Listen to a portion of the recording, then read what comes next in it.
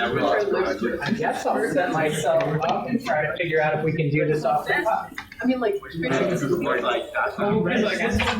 could just make like a big buffer. Yeah. Nope, not changed. I know I'm gonna hear it, but other people will legit me. That's a whole. Oh my God, you are. I'm not trolling. Hold on, I don't think you're allowed to. I don't think you're allowed to do this, Leo. This looks like he's trying to get us to do his homework. Let me see. I figured I deserve a little bit of This looks like a homework assignment. I like to. I don't know. It doesn't look like He actually can't. Yeah, he can't do that. My whole thing. Yeah, no, I'm not doing that. It was like a joke. No, I think someone posted. Yeah, actually, I made it seem like This is good. Yeah, no. Yeah, It's okay. No, I'm not doing that. I lost. That's like I think 15. Cannot make us do. Yeah. I was like, That's also just completely what's that? What about you? Unit 1, I think I lost. He's giving the code after. Yeah, after we do his homework round. Leon, you can't do that. Leon, you're not allowed to do. You cannot do that. I'll give you the test. This is here. This is for. I didn't get the I didn't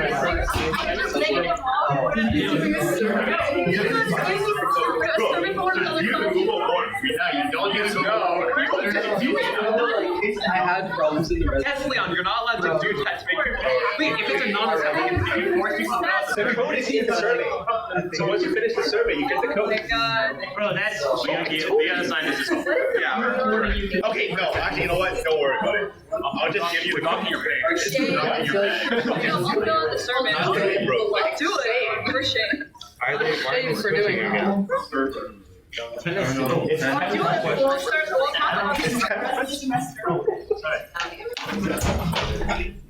There you are. Okay.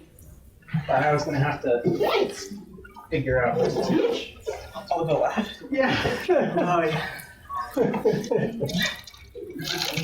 All right. Oh, wait. You. Yeah, I'm up. You're up. Hi. You have 2 hours. Oh, God. Oh, okay, you can read this down? You're good.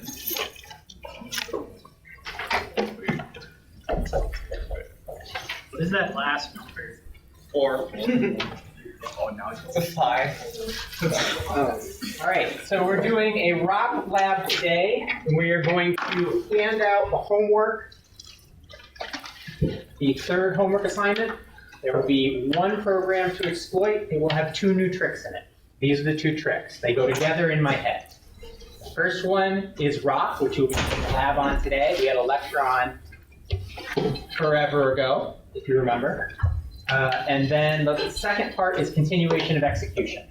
Okay, and those 2 things go in my head together because previously, while you have used the first part of rock, which is jumping to existing code, right, to return to existing code instead of returning directly into the stack, you're going to be chaining those together, which means that you are going to make use of the stack, right?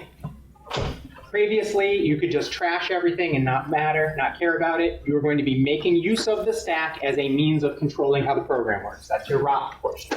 Your continuation of execution portion works like this. Previously, you've run your shell code, then there's an exit syscall. Nothing else in the program happens after you run your shell code. In this example, you're going to run your shell code, and you're going to return back to the place in the code that you came from when you took control, and it's got to run cleanly without crashing. Okay? Which means that on the way to getting control, you have broken things. You will need to understand the program enough to fix those things so that it does not break. Okay? That'll be 2 weeks for this homework. I'm not going to do the clever thing I thought of, which is give it to everybody 2 days early instead of giving 2 days after accommodation, but I may do that in later semesters. Homework is due tonight. Second homework is due tonight at midnight. People with accommodations due Friday at midnight. This other homework will be due 2 weeks from today, Tuesday midnight. Okay? Who's going to look at the homework today? Raise your hand. Everybody raise your hand. Okay? It took me 2 hours. So It took you 2 hours to do this one? 2 hours. So How long did it take you to do the other ones? 30 minutes. Okay, so 4 times as long for Jade to do this one. There's no shell code, no source code coming with this one. Okay, so you have to reverse it. I'm not going to ask you to write the code again like we did the last time, and I'm not asking you to draw the stack, but I suggest you draw the stack. In fact, I suggest you draw the stack anytime you do this, right? I mentioned earlier, I feel real good about myself when you post a screenshot of your problem with 30% of the necessary information to solve it and we still get it solved. The real answer is check in your debugger. Don't look at your code and guess. Look in the debugger. Single step through. Figure out where what you intended to happen differs from what happened. It will be one instruction.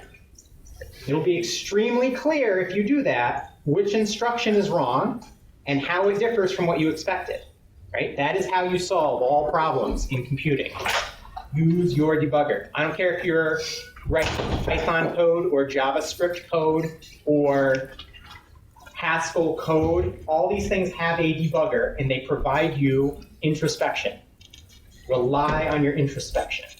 It will save you your sanity. And you will look like a wizard to everyone who hasn't taken this class until the end of time.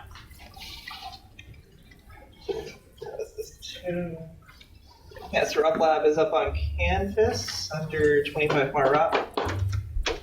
Do you want the microphone? Sure. I'm gonna start your recording. You ready? Yep. Yes. So go ahead and start downloading that. Get it running on your system. VMs. Get that running. Oh God, I don't hear it. Yeah. You've got to do Leon's homework in order to attend. Oh, I don't have the app. I think we're about to get that. Okay, I'll add you manually after. You download an app? That is a That's not right. That's a sin. I think you're gonna make it. I just made a form and we just say here. Okay, look. It says checking is currently running, so I don't know what I'm doing wrong. No, I think you're good. It worked fine for me. You didn't work. I don't see it. Anywhere There's no name. The left? There's no name. No, the quickly attendance Yeah. That's supposed to be here, but it just popped up. There's supposed to be Wait, so why do we not have any? Because you're doing last week. Blow that up. Yeah, here, last week's. Wait, this is last week's attendance? I'm pretty sure. I just started it today. All right. This is a complicated example that Jade has put together here for us to do in 1 hour. Okay, it's not that bad. Do not get wrapped around the axle on the code. Okay, I'll do attendance now. These are the things to keep in mind.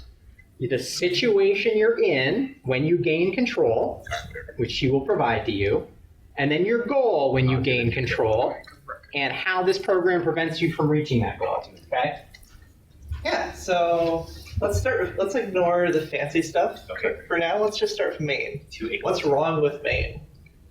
My Vim terminal might give you a hint. Sort of. Anyway. Oh. Can you zoom in? Yeah, could you? Huh? Can you zoom in? Bigger. Tiger.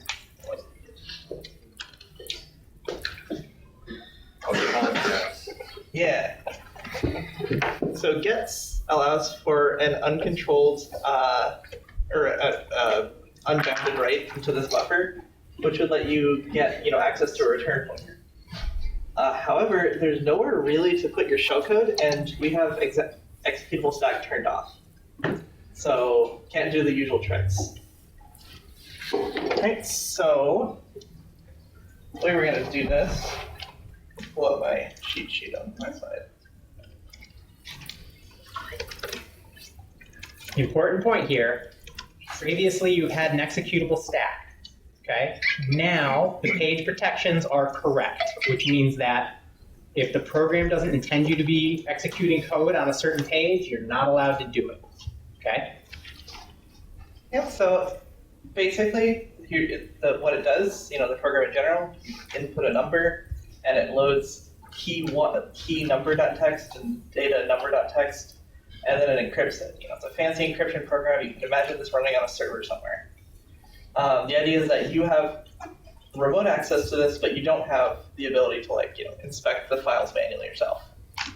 So you want to get the key, or you want to figure out how they're encrypting this thing, right? Leaking a key is a big thing to do in exploitation. So what we're going to do for the goal of this is to get a write syscall.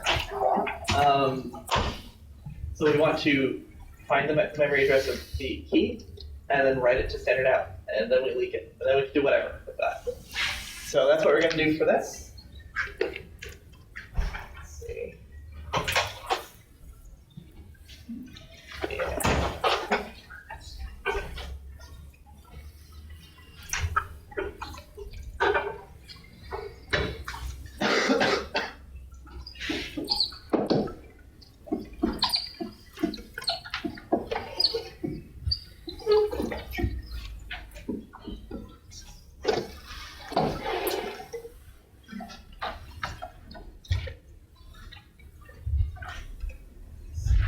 Yeah, so how many bytes do we have to put in this to overflow to ret? Our per payload. So our stack is so we've got our stack, we've got our buffer.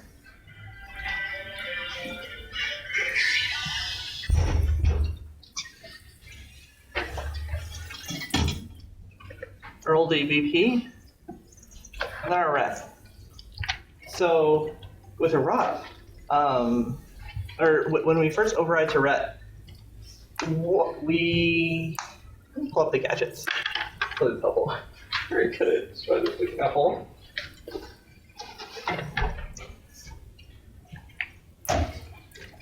I'll be your board person.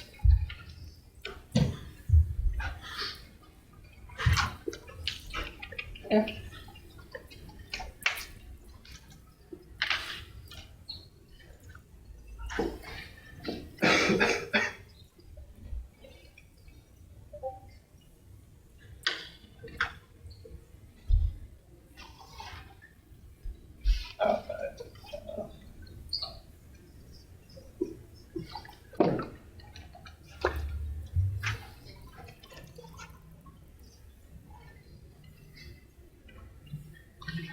So we are essentially trying to construct a write syscall using a ROP chain from the buffer.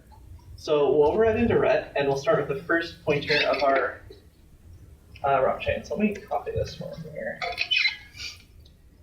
What does a correct write syscall look like? Let's say we're going to write it in C, or we're going to write it in assembly. So we've got, how many arguments does write take? I'm asking Jade. Oh, okay, yeah, 3. 3? Yeah. Okay, and so EAX is going to be what? File descriptor. So Was that not the syscall number? syscall number. Yeah, right. Okay. Yeah, syscall number, file descriptor. And then EBX is the file descriptor. Yep. Right, okay. ECX is what? That is Buffer. Oh yeah, buffer. Okay. It's buffer and then length. Pointer. And then EDX is the length. Everybody has a good idea based on the previous homework, what a file descriptor is, right? Right? You call open on something, it gives you a number. That number is an index into a kernel field that contains the information for the file. Okay. ECX is your source pointer. It's a pointer to the memory that stores what will be written. EDX is length. And then what's our syscall number going to be? For write? Syscall number for write is 4. 4. Okay, so those are the arguments that you're going to have to put together before calling int 80. Right? So I'm starting out with essentially constructing the payload. So first, with this program, we would overflow from the buffer. So you can do that as you normally would. Fill up 4 bytes. Then we're overriding into old EBP. So another 4 bytes. And here's where our chain's going to start. So I'm going to leave this because we're going to write it up as a chain. So the first thing we want to do is to put 4 into EAX. Just to clarify here, this is the first time we're going to be writing a payload that's with an interactive program, right? And we're not just writing straight to RB. Yes, and for the homework as well, we're going to also have it be doing a read syscall. So there's instructions in the homework documentation for that. But yeah, so we're doing system it, standard it for a program, which is nice because previously you weren't allowed to use zeros. For now, because we're using a standard in, you're allowed to use as many zeros as you want. You're free from the chains that have held you back on homework too. There's 2 reasons you couldn't use them before. One was the shell would prevent it, right? And the second one was strcpy would prevent it. We're not using, well, gets is going to take a string. What does gets terminate on? Inline. Inline? Okay, so it'll take. The homework, I believe, uses read, which is arbitrary data input. There is no problem there. When we say chain, to be really explicit, a chain is a stack that you manually created to control the program that contains multiple return addresses to multiple pieces of code. Okay? And any data that's going to be used also. You're mixing together return addresses and data in this stack. Just like a normal stack, we'll have locals, EBP storage, and ret. Right? So the way I like to do it, so you're going to be sampling a lot from these gadgets. So the way I like to do it is just set up this gadget base address as something that you'll be using frequently. And then I have a helper function here for doing the struct.pack because you're going to be putting a lot of pointers. I recommend you get very familiar with struct.pack, which you should be already. But so the first thing we want to do is load 4 into EAX, right? So 4 is the ID number for the write syscall. And so which of these gadgets look like they might be interesting for doing so? Give you a hint, it probably has EAX in it. Yeah. Can anybody find EAX on that screen? I see 3. Yeah, there's a bunch.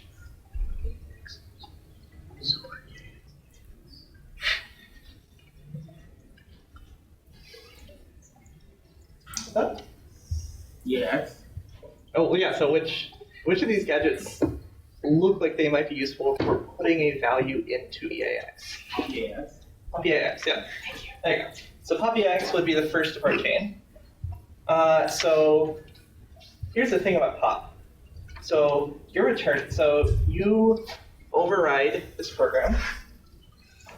You write to the return pointer and main exits. So now the ESP is right before that return address. So it's going to return to that address, and when it calls the pop, it's going to pop another value. So that's going to move the stack up, which means after your PopEAX, you're going to need the value, right? This is a special easy case. If you are overwriting a return pointer with a stack-based buffer overflow, there is no need for you to worry about where your ROP stack is, because it's going to be right where you return, right? You have control of exactly what you need to have control of. Not always the case, In the homework, it's not going to be the case. But here it is the case, okay?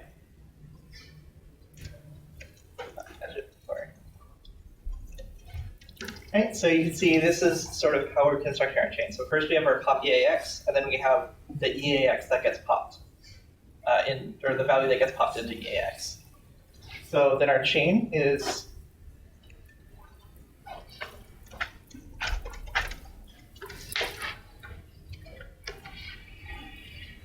and then if we run this,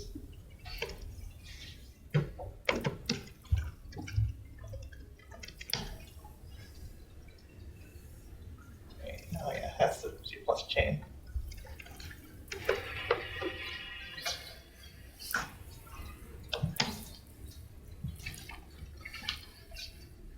Oh yeah, so we also have to make sure it passes the regular check here. So instead of we'll just pass in one like this program would normally pass into the buffer. So it's executing as normally, and you see it has segfaulted here at some random address which it jumped to because our gadget was pop EAX and then ret. So what it did. Times 4. You're sending way more bytes now. Sending way more words? Oh yeah, times 4. Yeah. Sorry, I messed up. Do you know why we ended up at 31000 based on looking at this? There's 5 bytes, not 4. No. 1 is ASCII. The ASCII for 1 is 31. So when we put that in over and over and over again, we ended up returning to ASCII 1 00000. Yeah, so now we're returning to 4 and 8. And that looks like 0804 in some respects. So it looks like some sort of address is getting overwritten there. Actually, that's because this is still misaligned. There we go. So this is 4. I don't know where 4 came from. Is that Probably the next thing on the stack. Is that your argc? Args. Well, it's being running with 0 arguments. So it's piping in. Okay, let's take a look. All right, so here's how to tell if you are doing what you think you're doing. Pop EAX is an address to code that's going to run, right? Set a breakpoint on pop EAX. Run it, and then look at ESP and see, is the thing I expect in ESP right after that? If I single step, and then I look at EAX, before I even hit that ret, is EAX now equal to 4? If so, I did what I thought I was going to do. If not, I need to figure out why that happened. Yeah, so the 4 was the argument. There was a stack offset that it's buffered. It looks like this value is actually getting rearranged in the compiler. So this is an important note that you should always look at your assembly instead of just trusting the C code. I learned a trick to fix that problem. If you want to make sure that your stack is not reordered, put a structure there, because it will never reorder a struct. You always have to be able to cast data to a struct, like if you're marshaling or unmarshaling, or you're reading from a file.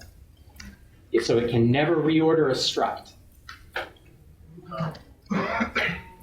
Yeah, so now it is returning to some random value. That's probably the next thing up on the stack. Set a break on that pop EAX and walk through it. Yep. So the pop EAX would be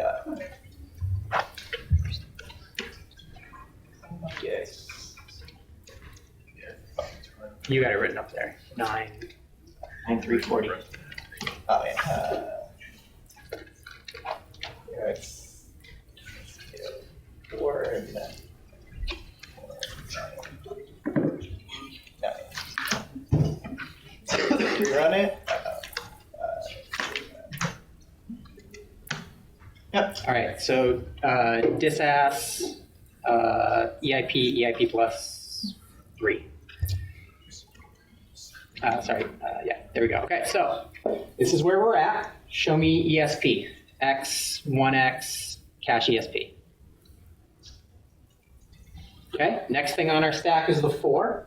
Okay, show me what's in EAX. Okay, there's nothing in EAX right now, so do next instruction. We're going to step from here to here.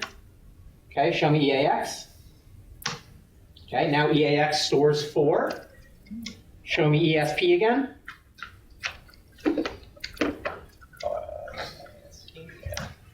Okay, what's going to happen if we step now? Next instruction's ret, so what's going to happen if we step now? What does ret do?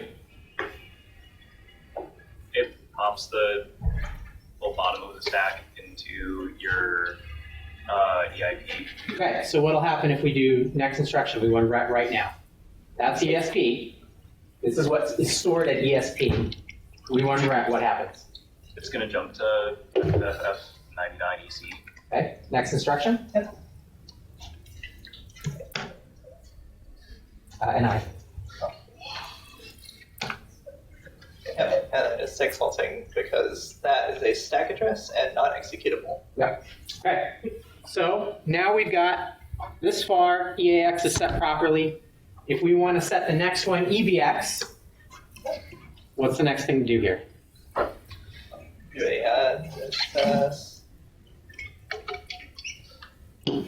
Do you know what your file descriptor is? A priori, or do you have to find it? it's standard out. We're jumping okay. to standard out. All right, okay, cool. So we know what that's going to be. It's going to be standard out is, all right, so it'll be, what's next here? What comes next in this chain if we want to set that argument? Yeah, and I'll also say, so based on how we're doing it here, okay. Yeah, so based on how we're doing it here, what would we add to our chain? So we have gadget plus 9 for copy AX.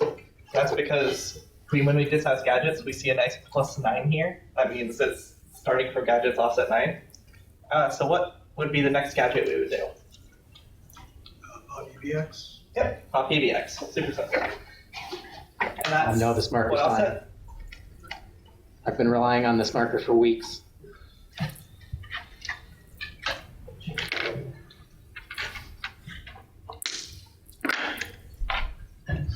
And so pop EBX is just plus 11 right there.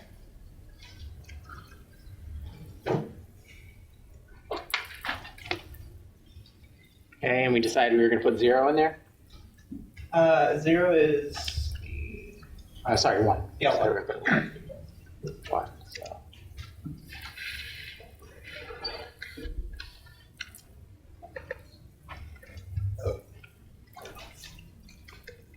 So then our chain is pop EAX into the right ID, and then pop EBX, and have it be standard out. So if we are running this,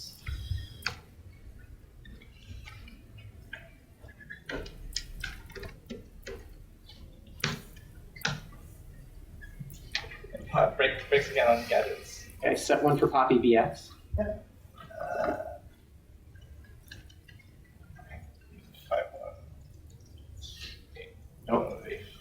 4 plus 2 is 4A, 4B.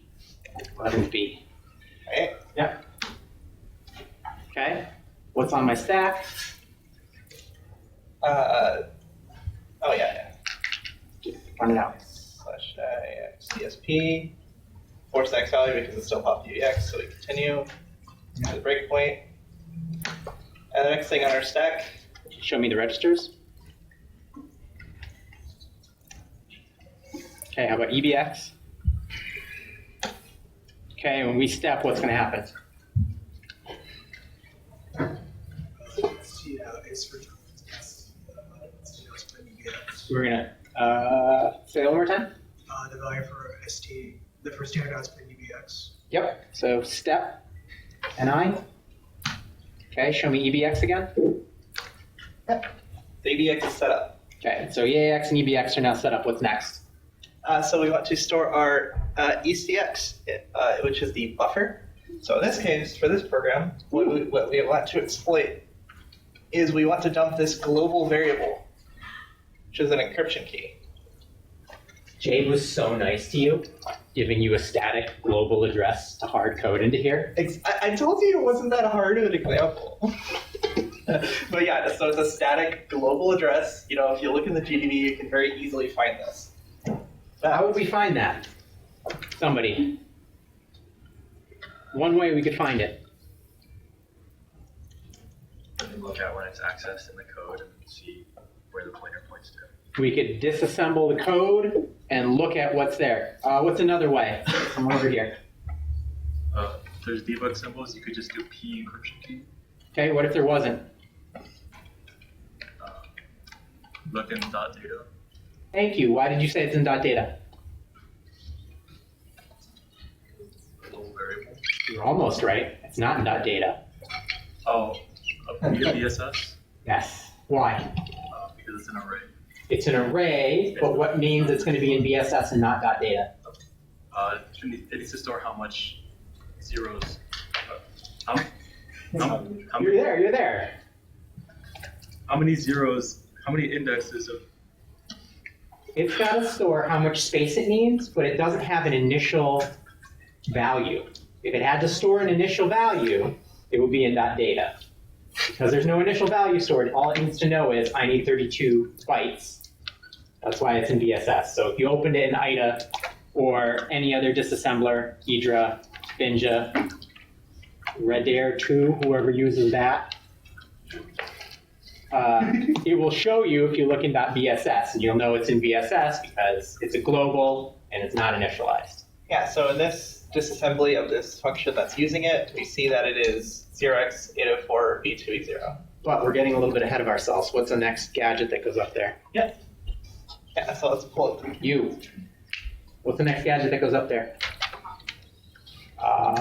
Very close. You got EAX, EBX, ECX, pop ECX. Alphabet class. We'll do alphabet after this. And then what goes after pop ECX? Sorry. No. Is it? Actually, no, isn't it?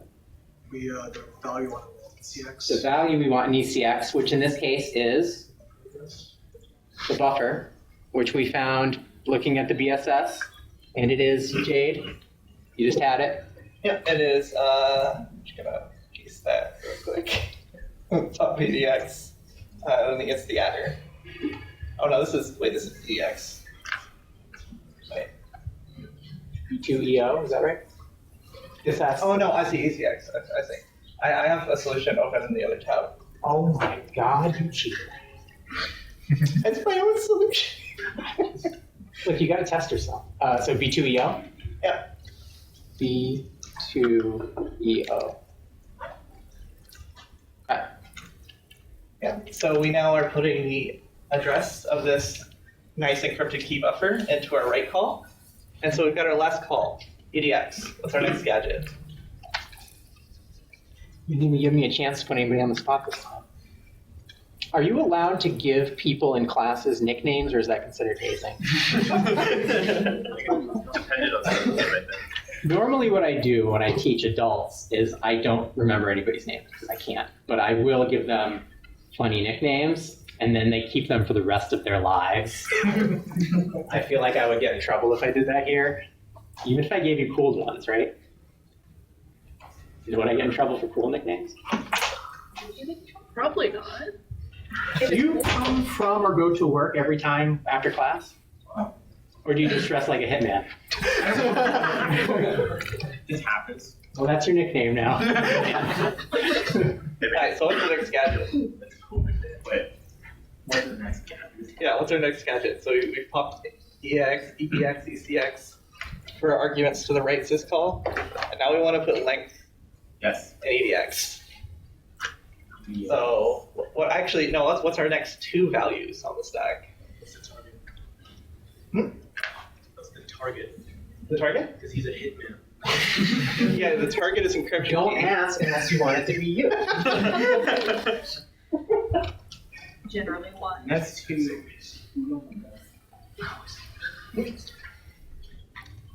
We S gadget, would it be pop EDS? So we got A, B, and C. Yeah.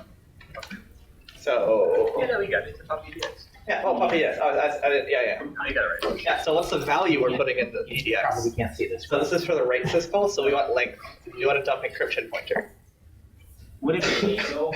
Hmm? Well, would it be 8 because we are like So this is an array of size. 32. Yeah. Let's just copy this over here. That's our pop EDX and key size. So finally, we have one last gadget we want to call. And that is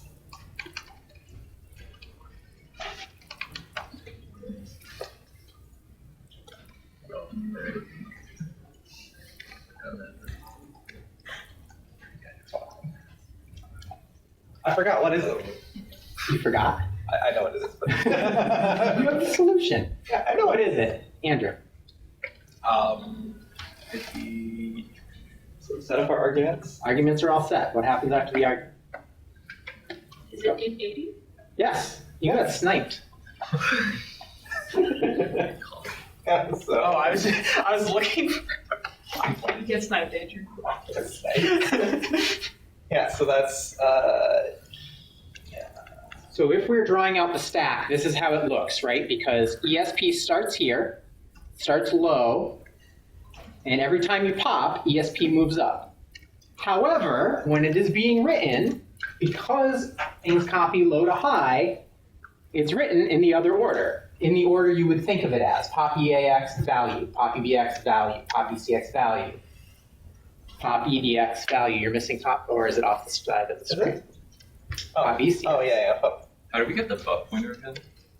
It is a global pointer, which we found by disassembling the function that uses it, which was the load encryption. So do you have Yeah, EDX.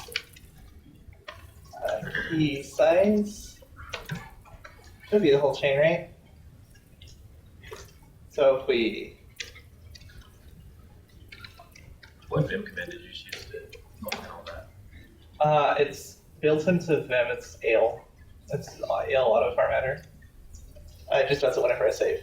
Yeah, so you see that it started dumping a bunch of garbage out, just standard out. And for reasons I can't explain. Right? So normally the program is going to run, it's going to dump the encrypted text, and then it's going to do nothing. But now it's dumping encrypted text, so that's dumped the encryption key, which is bad, obviously, for the program writer. But we want to, split it out. So we pipe it into XXD to look at those nice bytes. And for some reason, when we pipe it to XXD, it only shows us the encryption key, but not the actual things it printed out. They're both standard out. I can't explain this. use hex dump dash capital C? Wait. Oh, Yeah, it still only gives you that, right? no one gives me that. When did you print this out? Standard error or standard out? Nope, both standard out. I can't explain it. What if you pipe it to a file? Or Yeah, Greater. add a 2/dev/null in there, see what happens. Is it like a timing thing because you're giving it standard out? Where it's like, it's calling guess. Oh. They're both a standard out. It's so weird. send it to a file, just a straight file. Drop greater than move. Okay, got the files. Yeah, still only goes in there. It's the weirdest thing. So what I think that happens here is that the ROP chain interrupts something higher up in the libc stack chains. Oh, That would no, be a buffer. here's what happened. I will tell you exactly what happened. You used file streams to print everything out previously. File streams are buffered by the library. When you use right here, it's non-buffered. It goes straight out. So when it seg faults, it never flushes the buffer. That's your problem. That's probably it. Don't use file streams. They're buffered. They are used for old file systems for optimization. You don't need that anymore. New file systems don't need it. Never use file streams. Always use file descriptors. Okay. It used to be the case that if you were writing to a disk, you had to write in sector size, and the kernel wouldn't do it for you. You had to do it in C. And so those file streams are buffered by the library. When it gets to a block size where the program exits, it pushes it out. It's not guaranteed to actually write at write time. But write, the syscall, does exactly what it's told when it's told, right? There's no reason to do that. The kernel drivers will handle it for you. File streams are super old school. You'll never see them used in Windows, ever, ever, ever.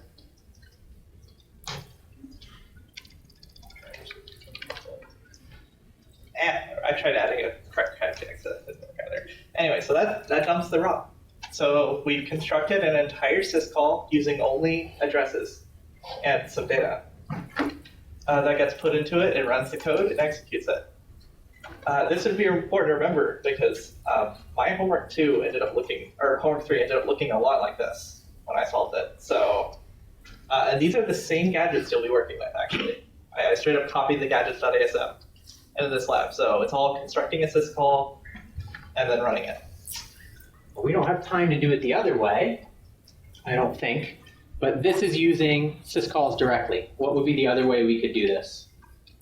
Can we call it through libc? We could call libc. We could call the function write from libc. What would be different if we did that? You do the whole thing with the stack, right? If it's syscalls, all the arguments are in registers. If you're calling a function call, arguments are on the stack in 32-bit Linux, right? If you're doing that, you can do it either way. That would be a smaller ROP chain if you called the function, but you have to remember one thing, which is that your next return address comes between your first return address and the arguments. Okay, and if you draw a stack out, you'll see exactly how that works. We just look at how main is. We're executing code. Here's our ret. Here's the arguments to the function we called, right? The ret is before that. If you look at the slides for the ROP class, I show both ways. So be aware of that. You can go either way, but that is a gotcha that is going to trip you up if you're not aware. And that's not being shown in this example. Okay? Does everybody understand those two differences? Let's say you had a different program and you really wanted to put your shellcode on the stack, but you still have to use a ROP chain and you want to execute it. How would you do that? This was talked about in a previous class. So there are two things that I showed how to do in the ROP class. Allocating. You could do that. You could map memory that's executable and either read from standard in or however like with a read syscall into that, or mprotect. Okay? It's virtual protect on Windows. All operating systems have it. It lets you change the protections on a page. Here's how to make sure that you did it right. If you look at your pages, either through GDB, can you jump the info map? Is that right? Info proc mapping. Info proc mapping. Info proc mapping. You're gonna have to run it and break, I think. Yep. Okay. So what it shows you is, here, go down to the stack. You may have to make this bigger. Yeah, perfect, right there. There you go. Okay. We do info proc mapping, and we see our stack starts at D9000 and ends at FE1000. It's 25 pages long, right? Our protections are read, write, and then this is telling it whether or not it's cached or not. Don't worry about that. Read, write, no execution, right? Normally, if you looked at our previous examples, it'd be RWX, and you can see some over here that are read, execute, read, write, right? If you run memprotect, you will see two entries for the stack. It'll show you all the other pages you didn't protect, executable. It'll show you another entry that says how many pages you protected, what the address is, start and end, and it'll show you read, write, execute. So if you are stepping through your ROP chain and you hit the mprotect and you want to make sure you did it right, you can dump this out, info proc mapping, and look and say, okay, right before the mprotect call, it looks like this. Right after the mprotect call, you'll see a read, write, execute version there, okay? Make sense? Always validate every step, okay? It is very easy to think you got something right and not know where what you thought differs from what's going on. Use the debugger to figure out where that discrepancy is. It'll make me feel really good if you send me a screenshot and I can figure out what your problem is, but you will not have learned the one thing that I want you to learn in this class. There's only one thing to learn in this class, and it is solve every problem with your debugger. Get comfortable doing that. Do it all of the time. Even when no one asks you to do it, you are doing yourself a favor if you solve all your problems with the debugger. That's the one thing I want you to learn from this class. That would make me super happy. And while I'm giving heads with the mprotect, if you give an address to mprotect, it needs to be what? Page aligned. Who said that? A for today. Thank you. Yeah, it has to be page aligned. What else? So you give it a length. What does the length have to be? It has to be a multiple of a page size. What's a page size? Someone from this corner. How big is a page? Yes. Yes, a page is 1,000. It's 4096 decimal, 1,000, right? You have to run a system call to get the proper page size. Just do for You can guess that one. Okay. Okay, so then how would we go about, let's say we have an address on our stack. We have ESP. I want to protect 2 pages at ESP. ESP is not page aligned. How could I get a page aligned pointer from ESP? I could shift twice. I could shift it over to cut off what's there and then shift it back again. How else could I do that? I'm processing a little slow. Could you repeat that, please? Let's say I have ESP is equal to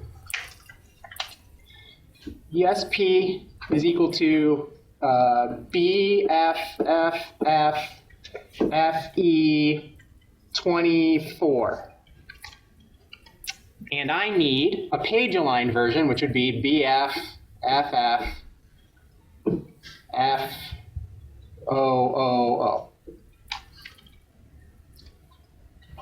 How could I get that? I think either of those 2 gadgets with the serendipitously correct number of zeros. Why? By anding that with. What do we call that? Depends. Masking, right? If I take 1, 1, 1, 1, and I and it with 1, 1, 1, 0, and what will I get? What's 1 and 1? True and true. 1. True and true. True and true. True and false. 0. That's how masking works, okay? You're masking by writing bits, or sorry, bytes, right? F is a full complement of bits. That means they're all set for that place, okay? So if I want to mask it off, that'll do it, right? Fortuitously provided to you by some very nice person. But you could have also done it yourself. I could have said, and EBX ECX, and forced you to do what? How would you get that value into ECX? How would I get this value into ECX if I just had, how did we get a value into ECX over there behind J? Ah, right? So you could do pop ECX, FFFF, FOOO, right? But I have given it to you because I want you to succeed. I love you very much. When doing assignments like this, it's always good to look at what was weirdly left in there for some reason. Why is that weird and in there? Like, what does that mean? So in real life, rather than having all of this stuff, which are the pieces you will need provided to you, you will have to figure out what you need, and then you have to go find it somewhere. right? So you'll have to say, oh, I want to get this value here. I need a pop whatever. I need to and something. Okay? Put that in NASM. Assemble it. Look at the bytes. What bytes come out? Okay, now I will search the libraries that are loaded at addresses I know for those bytes. Okay, now I have my gadget address. Okay? That's how you get that done in real life. I'm saving you the searching because it is 2 extra steps and I've only given you 2 weeks to do the homework. Okay, but this is the step that translates this to real life. I was wondering, like, you know, the trick, like, when you copy a CX to put the address of the string into a CX register, like, when we pop it, like, how does that string, like, we pop return address, right? And, like, when does that string ever go to return address? Like, do we put it as return address? Yes, you do. If you look at, okay, so the question was, in our shellcode paradigm, where is the eraser? I need more space. There it is. All right, in our shellcode paradigm that we've been using, we need to get an address to a pointer, or I'm sorry, we need to get a pointer to a string. How do we get that? How does that work? Well, first off, that was part of the midterm. Gotcha.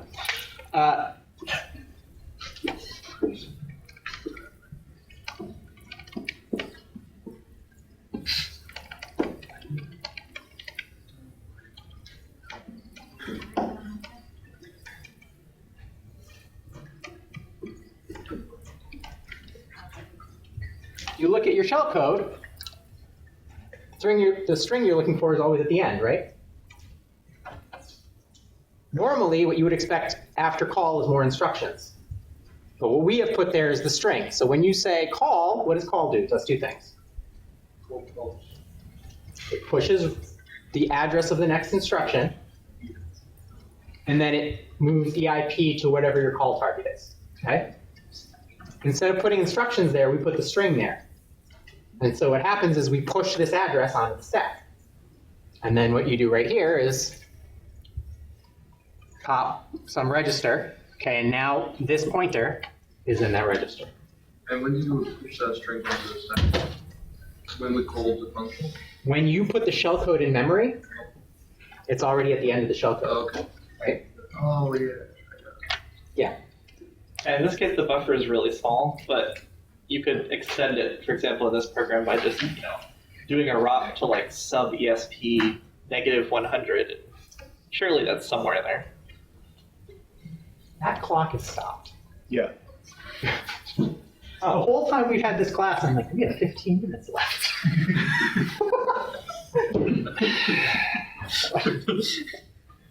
There's like 4 looks up there to realize that it was stopped. For 22 minutes. All right. Do you want to do it again with the function call? I think you should. Which function call? The libc call. What's it calling? I would have to look it up. No, you know what it is. It's standard call. Is it just push? It's a standard call, yep. Yep, so let's draw it out here, and then Jade will do it, and then we'll walk through it. I'll draw it out. 32-bit rocket on the spot. Yeah, you should be able to do it. I'm going to test the TA now.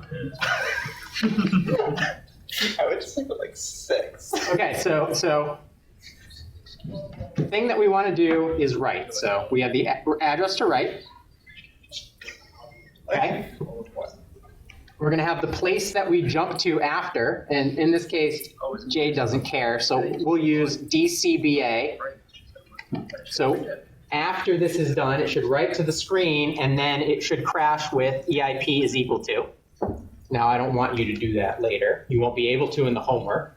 So what this will have to be is something reasonable to return to. And then you'll have arg1, which is what? Do man write and show me what arg1 is? Yeah. Man 3 or 8. Yep. Doesn't know the man 2, right? I always forget. Okay, so the first one is the file descriptor. What's the second argument? The buffer. To And then the Buffer. count. And then arg3 is what? Count.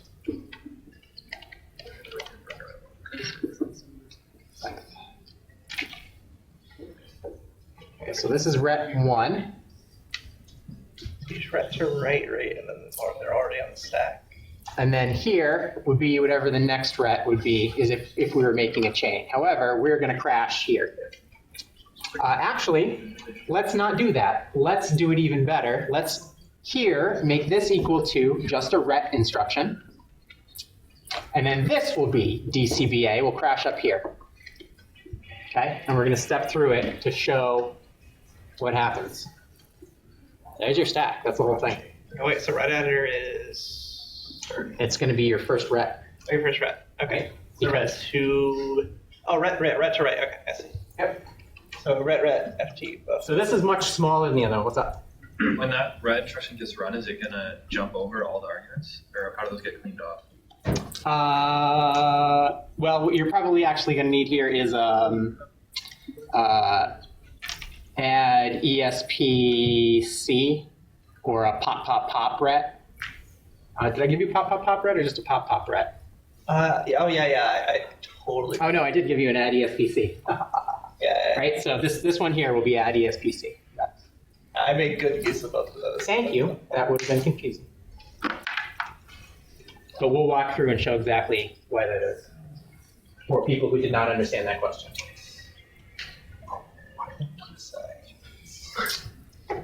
So I'm gonna write ret.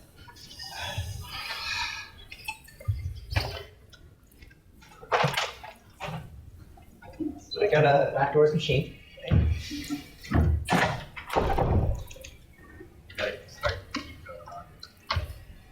Oh, that he backdoors machine. He does the office hours. I'm just gonna hard code. Wait, I have ASLR on my system. Say what? ASLR in here. So just compile with no pi. Yeah, you don't. You're using gadgets, so it doesn't matter. Wait, but you look for the C. Oh, you're looking for right. Just do print that. So just turn it off. Use the syscontrol to turn off. It's VA randomized 0. The capital VA underscore capital all capital randomized. Or random. Oh, you might get flagged on text. Say what? All right.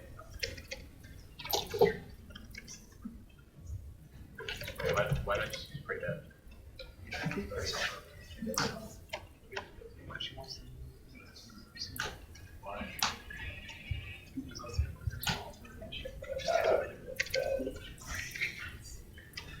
Right, so here.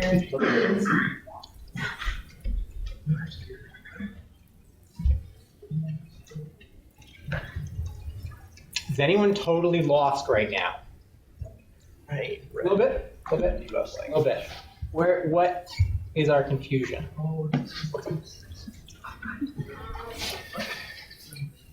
If you articulate it, I promise you 10 other people who did not tell me that they were confused will have the same exact question, and you will be their savior. It's gonna sound very generic, but I lost what we were doing. Like, you started drawing the stack. And Oh, then after for that, this secondary portion. Yeah. When Jade puts this in and we start stepping through, it'll make sense. Don't worry about this one. Did you have any disconnects on the first one? A little bit, but I think like if I go over it again, I might figure it out. Okay. All right, yeah. Wait. I have to stick something. 3. Oh no, you have to do this. 2. Yeah, this is like awful syntax. There it is. That works. All right, so show us your other one. Okay.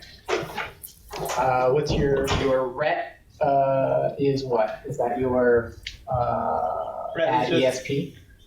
Oh no! Oh wait, no. So we're just writing. Oh, add the SVC route. Okay. Yeah, I want that there, and then after key size, I want DCBA.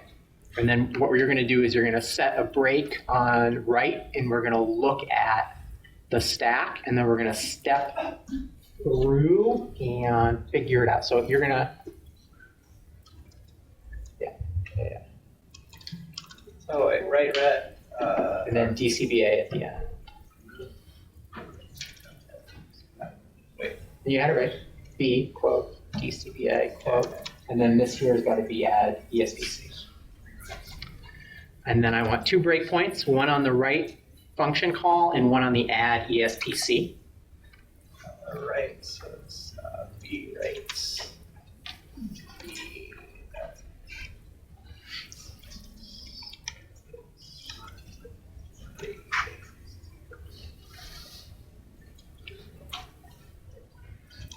Run. Run and wait. Yeah, so you're. Okay, show me the stack here. I don't want to see the whole chain. So 1, 2, 3, 4, 5, x/5x, ESP. Cool. Okay. Can you make this a little bit bigger? Yes. All right, cool. We call write because this is what our return pointer was overwritten with, right? And now what we have on the stack is this asks this value for me, please.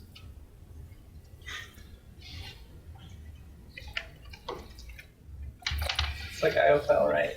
Okay. Show me the stack again.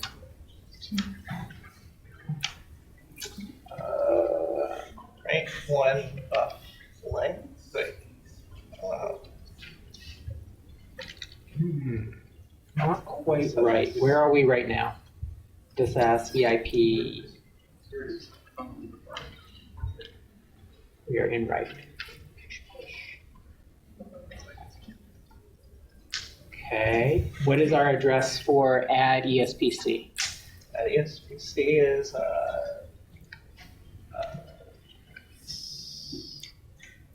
Do just ask gadgets and then walk down to the bottom and find it. Or I guess it's gadgets plus whatever. Right? Yeah, so it's 804-9376. Okay, show me that full stat. It did not make it in there.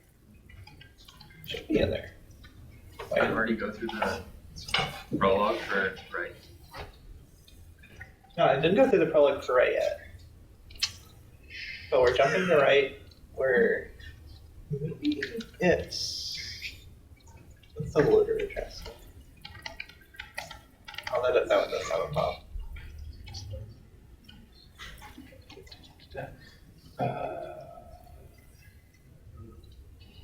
Well, there's also we're jumping to add ESP first, right? Or right add ESP. Oh, right and then add ESP. Yeah.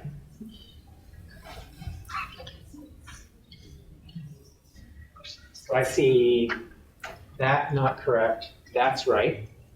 This is buff, and that's key size. It's also. Yeah. If you run it, it works. If you break at the hard-coded address of libc right? Yeah. Like going Yeah, it works. Okay, so do this. Instead of doing, how did you do your break on right? Did you break right? I just beat right. That's the problem. Put the address you put in for right there and restart it.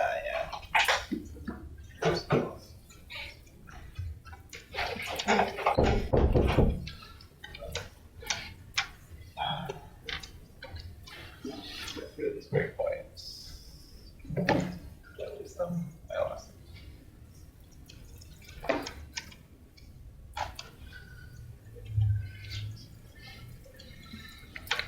Okay, and then scroll up and get your right address and put that in there. So broken.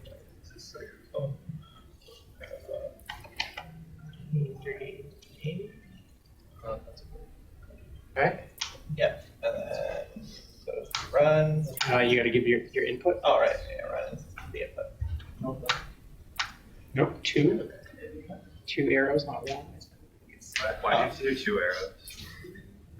So, arrow parentheses program creates like a virtual file, and then you're piping that virtual file into with the arrow. It's weird, and I don't like it. Me neither. I don't test my stuff in GDB usually.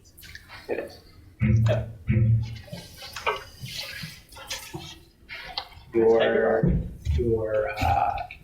Your right is wrong. your right is moving on you. I say with the DSLR. Alright, I can't. All right, so this is what we should see. It still works, is the weird thing. Yeah. How did you get your address for right? Okay, they just run out. Okay, You just have right at PLC. You call right in GDB and then. Oh, make it yeah, okay. So what you're gonna have to do is get it running first and then, It's the same, like. yeah, now set your other brake. Yeah, let's do that. Okay, now can you set your brake? Use that, because that's Wait, what. was there? Oh, wow. Yeah, we should use that. So start. So they've seen versions. Now run with all your. Because I don't know what's going on. So I Alright, was well, I have to. Continue. I have to run it since I the same as 230. I think it is on it. CS367.cs. Oh, no, that's a different script. Ah, Did you check it? Yeah, it's still not working that address. all right, well, that's confusing. I think it's because it's not mapped yet. It hasn't loaded. Yeah, so like set a brake on main. That's what you use. I'm not going to say It is. CS367.cs. So run it with your input. Rerun it. Yeah. Yeah. So that's. Okay, now. Yeah, no, so it fails to run it all because it keeps. And now Not see hitting where the- you delete the breakpoint. Now see where print is, and then insert it after the program. Trying to delete a breakpoint. Del, whatever the number is, del 2. And now insert the right breakpoint, or do P right. and see where it P is. right. Yeah, so now you should have the break there. Here's the problem. If you brake on a symbol, GDB will not brake at the address of the symbol. It will brake after what it considers to be the preamble of the function. It will FEY. So you should never, if you're really trying to figure out what's going on, don't brake on the symbol, brake on the address.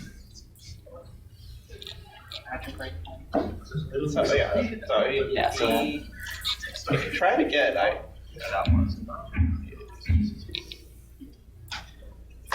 Okay, continue. Competent and then there we go. Now show me the stack. it's x/4 5. 5x. Yes, P. There we go. Okay, that's what I wanted to see. This is the address of ADDESPC. Disassemble this. That's it. Is it? You know what? No, ADDESPC is at a regular address. This is IO right? Yeah, okay, all right. So show me 20 hex bytes at ESP.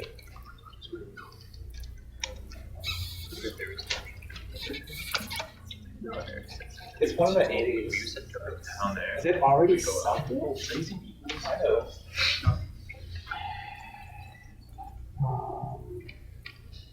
If we break on the instruction before we call and then see what is there.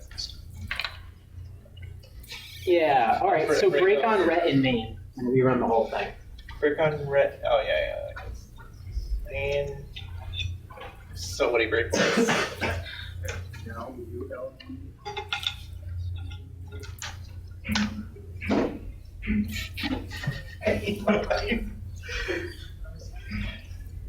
Del 4.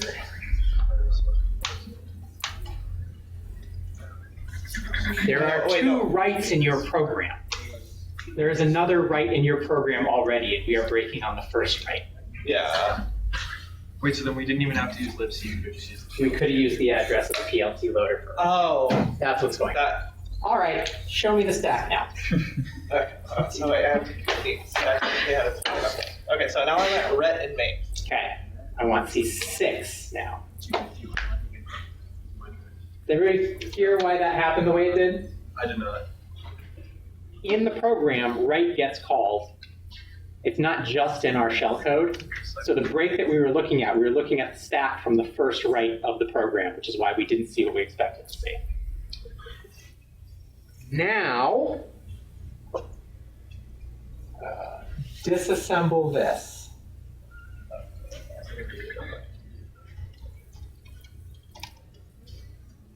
That's right. Okay, clear it out, show me again. Disassemble this. What should we see there? What should be our ADSPC. wait, we're at, let's see what it is. 376. You could just do comma. Yeah, There it is, 376. ADSPC. Okay, show me the stack again. Okay, so we are going to return to right. The very next thing on the stack is our ADSPC. arg1, file descriptor. arg2, global buffer.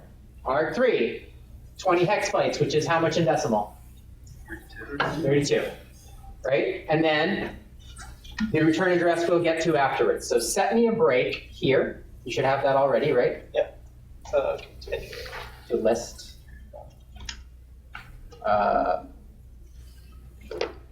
Break. Info B. Info B. Sure, give me info B. Okay, we don't have it set, so set it. Okay, continue. We should have our print now. And then now we're here at, show me the stack again. Okay, now here are arguments. We've returned into ADDESPC. That's 4, 8, C. And then here's our return. So, do NI. Show me the stack again. Now the next thing on our stack is that final return address. Step again. Now we return there. So if we have done all this and we then wanted to return back into main sometime at the end of the function, how would we do that? Define the address after the function's called. And?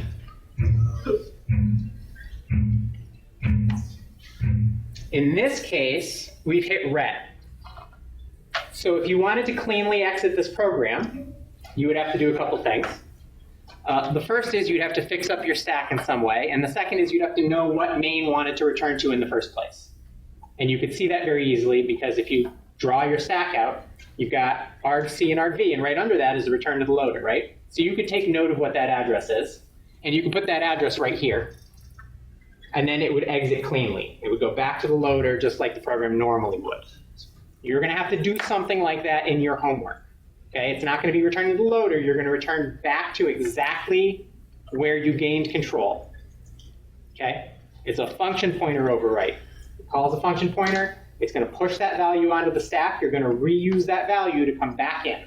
Okay, make sense? Does this construction make more sense now that we've walked through step by step? Yes. This one is smaller, but it's a little bit more complex theoretically than this one is.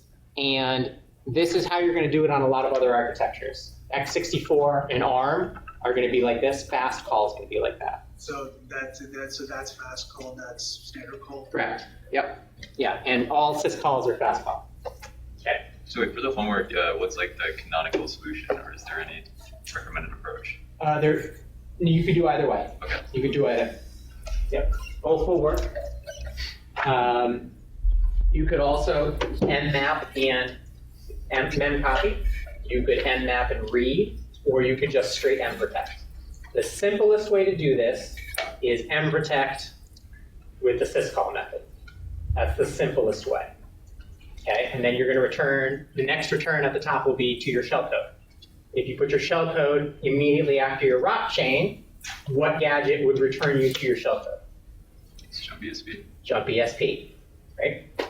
Exactly. Okay. However, if you put your shellcode immediately after your ROP chain, you put your ROP chain right after your ret, you would be forced to do more damage to the stack than is necessary, right? Or even than is possible in some cases, right? In EX2, you didn't have the space to put your shellcode after your jump ESP, right? Because you would hit argv. You may be in a similar situation, or you may be forced to wreck something, and then you would have to figure out how to unwreck it in your shellcode.